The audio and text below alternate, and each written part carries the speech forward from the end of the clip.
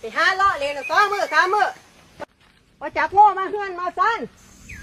มันละลายมันเลยยากแท้เวียกเฮือนเวียกซ่านน่ะแม่นแล้วผู้ไปหาเลาะเล่นนั่น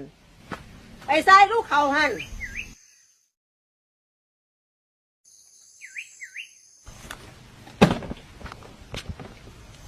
โอ้ขาวล้วนโอ้ยจะมันเป็นบ้าคักเนาะจะมันคืนสมองคัก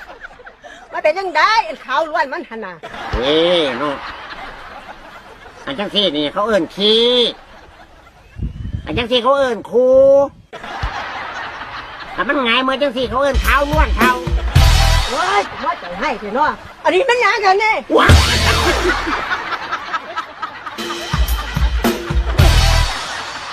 นี่ดำล้วน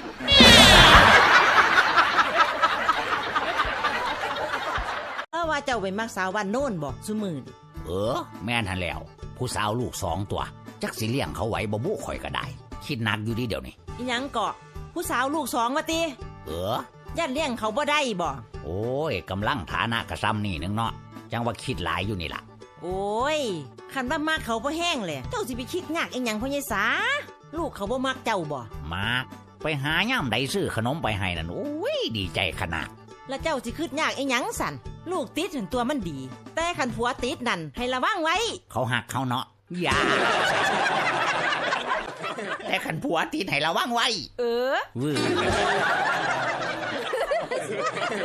ก็สิเมียนข้อเจ้าหั่นแหละพ่อใหญ่คันว่าผัวติดก็บ่ไปใกล้แล้วย่านตายคือกันเด้เว้ยมันก็บ่แน่เด้ลูกติดนี่บ่เป็นหยังแต่ว่าผัวอย่าติดมากก็พอเนาะมือหนึ่งกอดคอเจ้าว่าจังไดบัดนี่ข่อยว่าปากแม่นึงมันบ่ายนมข่อยดิบ่ายนมเลยหันแล้วเจ้าว่าจังไดข่อยว่าปากจังสันโดนเติมมือนึงมันแก่ฉินข่อย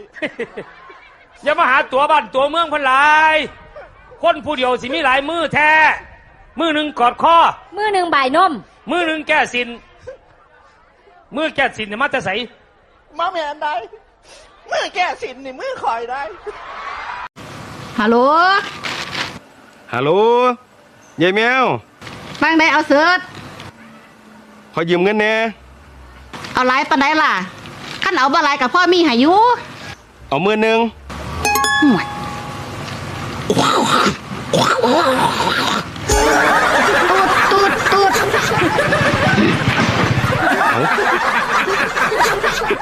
ตูดตัดสายไปจังสัน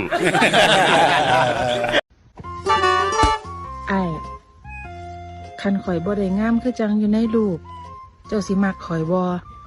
ในรูปมึงก็บ่ได้งามได้แหละ